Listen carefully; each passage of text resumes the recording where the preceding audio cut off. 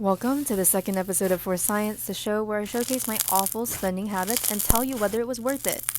Today, I'm going to be comparing snow fizzes from 5 different shops to see whose is the best. So first up is Snoofs Slime's Masquerade. I was first drawn to buy the slime since I tried her snow fizz in a tray and I was hooked. Her snow fizzes have finer particles, which makes the entire slime easier to trap air with. Additionally, she uses enough base that you can clearly see it drain to the bottom after resting a while, and it's definitely contributed to the slime's stretchiness. The scent to me smells like nice hand soap. Another thing I observed was that the little golden mask discolored in the slime and turned entirely black. When I remove the slime from the container, I can see that slime surrounding the masks have also turned a darker purplish. I think that this slime is able to really distinguish itself from the rest because Nicole uses a different type of plastic snow and the entire aesthetic of this slime is gorgeous.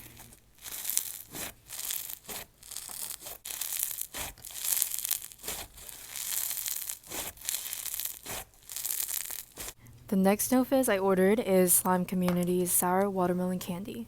When I initially took the slime out of its container, I was astonished at how soft it felt.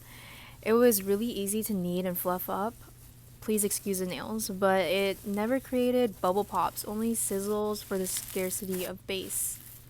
On the first night of playing with this one, I really enjoyed it, but when I woke up in the morning, it was only half full. So I got a discount from her to try her snow fizzes again, since this one was a new recipe, and I purchased 2 more.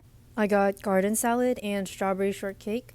The texture of garden salad turned out to be the exact same as our watermelon candy. As you can see, I pressed it down in the container and it just reached the fill line, and after I played with it, it got even more compressed. However, I was thoroughly satisfied with the texture of strawberry shortcake. It did the thing.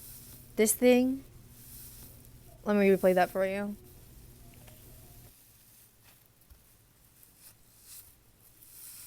So it mixed effortlessly into the clear base and I added the sleigh piece later. It ends up filling the container exactly and it gave lots of juicy pops. I also want to mention that she gives enormous extra baggies to everyone in an extra slime. It's already pretty difficult to pack extras other than candy, but her generous goodie bag must have taken forever to curate, and I only got 2 slimes.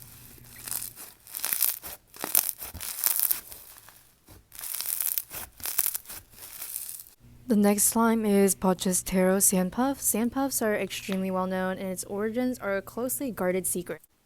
A code which no one has been able to crack for years, and for good reason. Sandpuffs are completely unique in that it also does a thing, but it starts off completely dry. This was pretty easy to warm up in my opinion, but after kneading, not only does it inflate, but it feels like there's actually more base. The texture is really wet, completely opposite of how it began, and it gives off amazing bubble pops. It really needs no introduction, but I feel like everyone needs at least one. The fragrance is Terra Boba and of course stellar. There's no way I think that Diesel could ever go wrong with scents. There's really not much to say about this slime. You can clearly see the transformation and my slight addiction.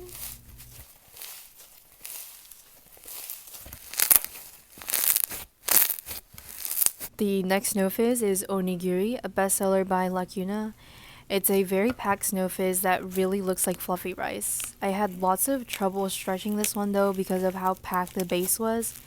Usually you can twirl it around your fingers and it will fluff up a lot, so you can continue to stretch it normally, but after it got to that stage, it was still very slow stretch and kind of tricky to find a pattern to stretch it without ripping or letting the snow fall out of place. Eventually it did get pretty fluffy, so after I filmed, I played with this one like 2 other times and it died fairly quickly, like this. Another thing that really alarmed me was this comment. It made me really worried that I paid for a slime she decided was not good enough for her shop, but then she never followed up about it, like if she were to ever fix the issue. So I'm not sure what happened here, but it just made me like, you know. Last but not least, we have Apple Crisp by Slime by Kittens. She's not usually known for her snow fizzes. Her bestsellers are actually School Glue Thickies, but I heard on her live or in a caption that Snoofs were her favorite texture, and I trusted her ability to distinguish a high quality Snoofs from a bad one, and I was right. Out of all the Snoofs, this one had the most base to start with, which made it very bubbly. Like the rest of the clear glue Snoofs, I had to twirl it around to get it started, but it very quickly inflated and became very stretchy, which really catered to my aggressive playing style. Overall, it was just very easy to pick up and get started. It didn't require much like patience. The scent to me smells like cinnamon and tea tree oil, but it's very delicious. This one was just very nice, maybe because it's newer, it doesn't have the recognition it deserves, but I have a lot of confidence in the fact that I will be picking up another Snoofs from Mia.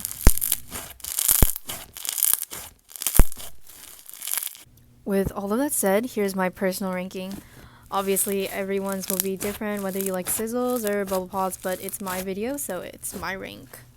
The winner is Apple Crisp, runner-up is Taro, second runner-up is Masquerade, then Strawberry Shortcake, Onigiri, and Sour Watermelon Candy.